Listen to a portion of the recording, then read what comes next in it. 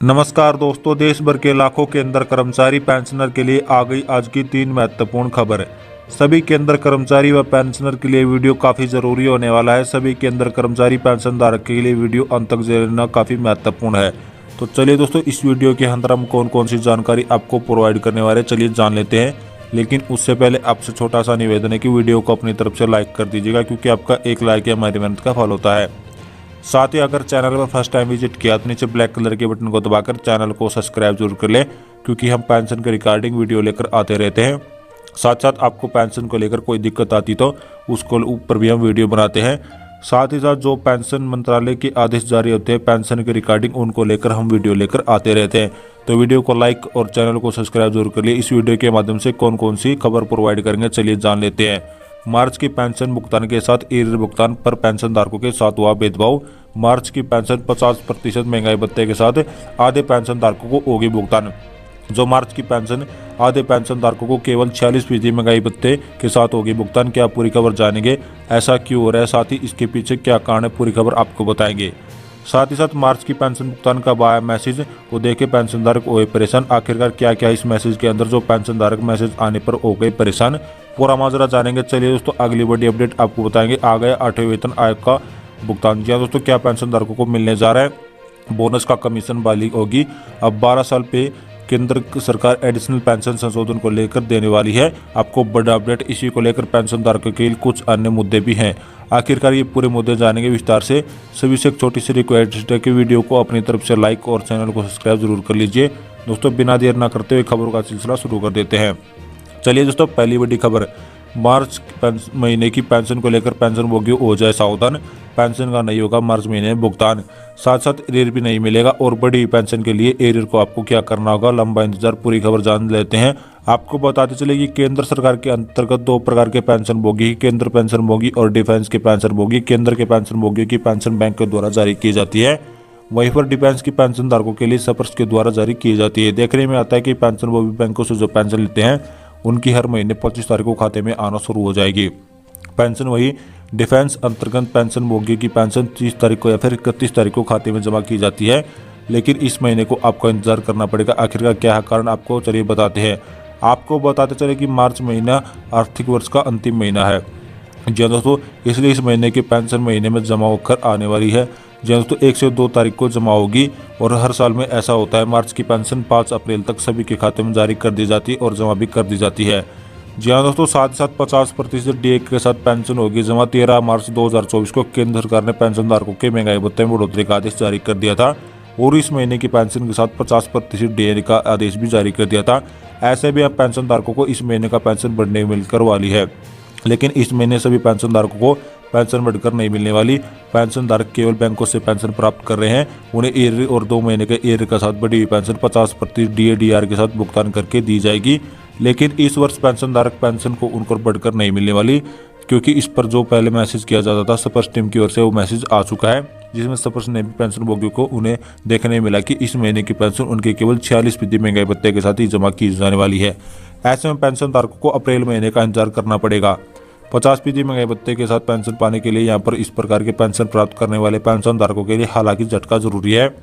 लेकिन अगले महीने उन्हें 50% महंगाई राहत के साथ पेंशन का भुगतान होगा। इस बार बैंकों से पेंशन प्राप्त करने वालों को 30% के साथ 2 महीने का एरियर का भुगतान किया जाएगा। आपको बताते चले कि इस समय सपर्श ने पेंशन स्लिप जारी कर दी है। आपको बताते चले कि इस सपर्श के द्वारा आपको पेंशन लेते हैं उनकी पेंशन मार्च की पेंशन स्लिप जारी हो चुकी है, मैसेज भी आ चुका है। इस महीने की पेंशन आखिरकार कितने आने वाली है, साथ साथ कब खाते में जमा होगी, जिसमें 1 अप्रैल की 2023 तक का 1 अप्रैल के सपर्श पेंशन धारकों के खाते में उनकी पेंशन क्रेडिट होने वाले हैं। चलिए दोस्तों, आपको बताते चले कि इतनी बड़ी पेंशन मिलेगा। एरियर 50% डीए के पेंशन धारकों को पेंशन में बढ़ोतरी होगी, साथ ही साथ 2 महीने का एरियर भी मिलेगा। जी हाँ दोस्तों, उदाहरण के तौर पर देखें कि किसी पेंशन भोगी को 10,000 का और 50% डीए के कुल महंगाई भत्ता 20,000 मिलेगा, जो कि अब 9,200 है मिल रहा था। इस प्रकार उन्हें सीधा बढ़ोतरी के होने पर 15,500 का दीर्घायु आप बता सकते हैं।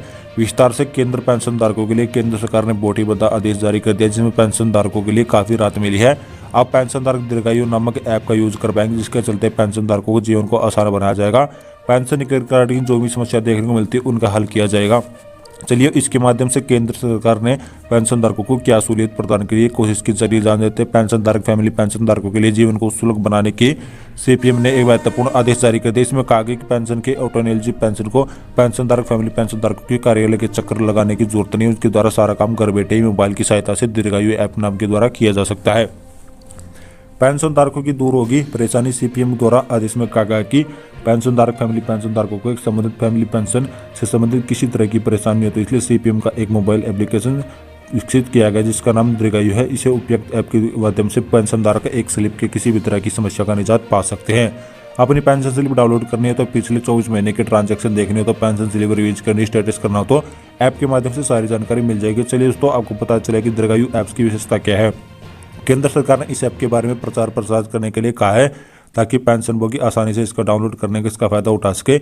इस ऐप की विशेषता इस तरह के नंबर एक रजिस्टर करना बिल्कुल आसान है। ऐप में आप आसानी से मोबाइल में डाउनलोड कर सकते हैं। जिनको प्ले स्टोर पर जाकर इस ऐप को डाउनलोड कर सकते हैं। उसके बाद PPO number, date of birth, date of retirement डालकर उसमें रजिस्टर करना है। आपको पीपीओ तथा रिटायरमेंट बेनिफिट की जानकारी केवल एक क्लिक पर आपको पीपीओ से जुड़ी सभी जानकारी ऐप के माध्यम से मिल जाएगी। आपके व्यक्तिगत जानकारी का तथा रिटायरमेंट बेनिफिट भी सभी डिटेल आपको देखने को मिलेंगी। साथ साथ आपकी ग्रीवेंस स्टेटस भी दिख जाएगा।